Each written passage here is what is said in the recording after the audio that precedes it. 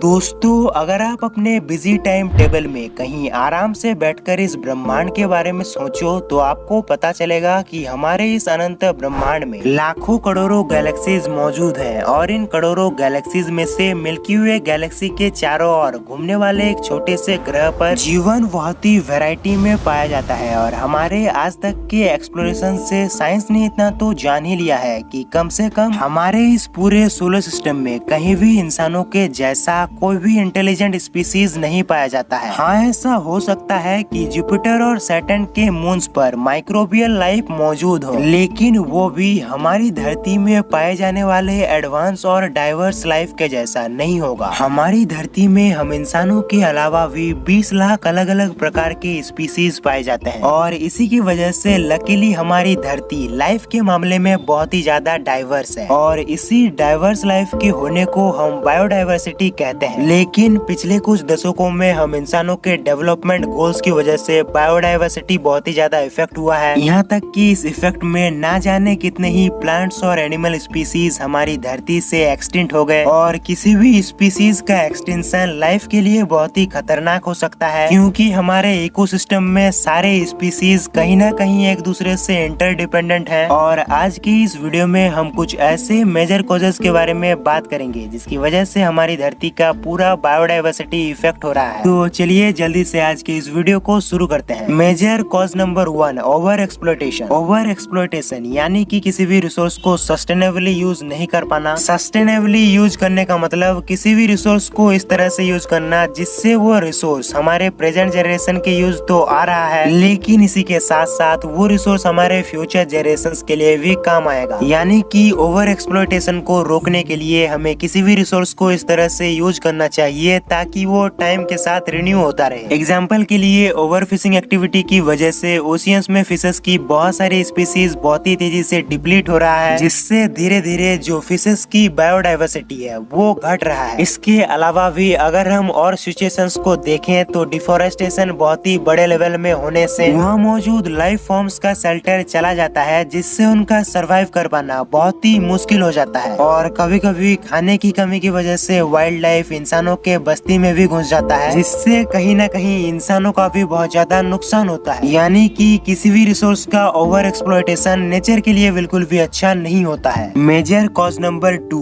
Pollution. जब हम pollution की बात करते हैं तो पोल्यूशन कई प्रकार के हो सकते हैं। एग्जाम्पल के लिए air pollution, water pollution, soil pollution, agriculture pollution और भी कई तरह के पोल्यूशन हो सकते हैं। लेकिन मेजोरिटी ऑफ द केसेस में इन्हीं टाइप ऑफ पोल्यूशन की वजह से बायोडाइवर्सिटी बहुत ही ज्यादा इफेक्ट होता है। जैसे कि एयर पोल्यूशन में इंडस्ट्रीज और व्हीकल से कितने ही हार्मफुल गैसेस एटमॉस्फेयर में रिलीज होते हैं, जो कि वहाँ के आसपास के लाइफ फॉर्म्स और इंसानों के लिए बिल्कुल भी अच्छा नहीं होता है। और ना कि इससे सिर्फ जानवरों को ही इफेक्ट होता है, इसी के साथ साथ एयर पोल्यूशन से हम इंसानों में भी कई ऐसे बीमारियां हो जाती है जिससे आज की मेडिकल टेक्नोलॉजी से पूरी तरह से ट्रीट नहीं किया जा सकता। इसके अलावा हैरान करने वाली बात तो ये है कि इंडिया में कई ऐसे फैक्ट्रीज भी हैं जो धुएं को फिल्टर न करके ही एटमॉस्फेयर में रिलीज कर देता है, ये पता होते हुए भी कि इससे एनवायरनमेंट को कितना नुकसान हो सकता है। और अगर एनवायरनमेंट का नुकसान होगा तो हमें भी नुकसान होगा, क्योंकि हम तो धरती के एनवायरनमेंट में ही रहते हैं और धरती जैसा एनवायरनमेंट इस पूरे ब्रह्मांड में काफी ज्यादा रेयर है। इसीलिए खासकर हम आम इंसानों को जितना हो सके उतना फॉसिल फ्यूल्स को कम यूज करना चाहिए। लेकिन अगर हम ध्यान से सोचें तो आज के जमाने में फॉसिल फ्यूल्स को यूज ना करना बहुत ही ज्यादा मुश्किल है, क्योंकि हमारे चारों ओर ऐसी बहुत सारी चीजें हैं जो बिना फॉसिल फ्यूल्स के चल ही नहीं सकता। लेकिन तब भी हम धीरे धीरे ही सही लेकिन रिन्यूएबल सोर्स की ओर बढ़ सकते हैं। खासकर अगर आप एक स्टूडेंट हो तो आपको इस तरह से पढ़ाई करना चाहिए जिससे आप एनर्जी सोर्स में इनोवेशन ला सको। और अगर आप ऐसा कुछ भी बड़े लेवल में ना सही सिर्फ छोटे लेवल में ही कर देते हो तो आपका वो छोटा छोटा सा इनोवेशन भी धरती के एनवायरनमेंट के लिए एक वरदान जैसा होगा। इसके अलावा अगर हम एयर पोल्यूशन से वाटर पोल्यूशन की ओर देखें तो वाटर पोल्यूशन में भी हमारी धरती की बायोडाइवर्सिटी बहुत ही बड़े लेवल में इफेक्ट होता है। और खासकर अगर हम ओशियंस में मौजूद इन प्लास्टिक्स के ढेर की बात करें तो इन प्लास्टिक्स की वजह से ओशियंस में मौजूद लाइफ जाने अनजाने में खाने के रूप में जहर खाते हैं और इससे ओशियंस में मौजूद लाइफ की बायोडाइवर्सिटी बहुत ही ज्यादा इफेक्ट हो रहा है। और अगर ओशियंस की बायोडाइवर्सिटी इफेक्ट होती है तो इससे पूरे प्लेनेट के लाइफ को भी इफेक्ट होगा, क्योंकि ओशियंस में मौजूद फाइटोप्लैंक्टन्स धरती के 70% ऑक्सीजन को रिलीज करता है और इसी ऑक्सीजन की वजह से ही हम इंसान और सारे जानवर धरती में सांसें ले रहे हैं। यानी कि हमारी धरती में ओशियन की बायोडाइवर्सिटी बहुत ही ज्यादा इम्पोर्टेंट है और हमें इसे प्रिजर्व करना चाहिए। इसके अलावा जाते जाते मैं आपको कहना चाहूंगा कि हम इंसान यानी होमो सेपियंस अपने आप को इस पूरे प्लेनेट का सबसे बुद्धिमान जीव मानते हैं और शायद बायोलॉजिकली अगर हम देखें तो हम इंसान बाकी सबसे बुद्धिमान भी हैं। लेकिन आज जो हम काम कर रहे हैं जैसे कि डिफोरेस्टेशन, बड़े लेवल में हंटिंग, ग्लेशियर्स को पिघलाना,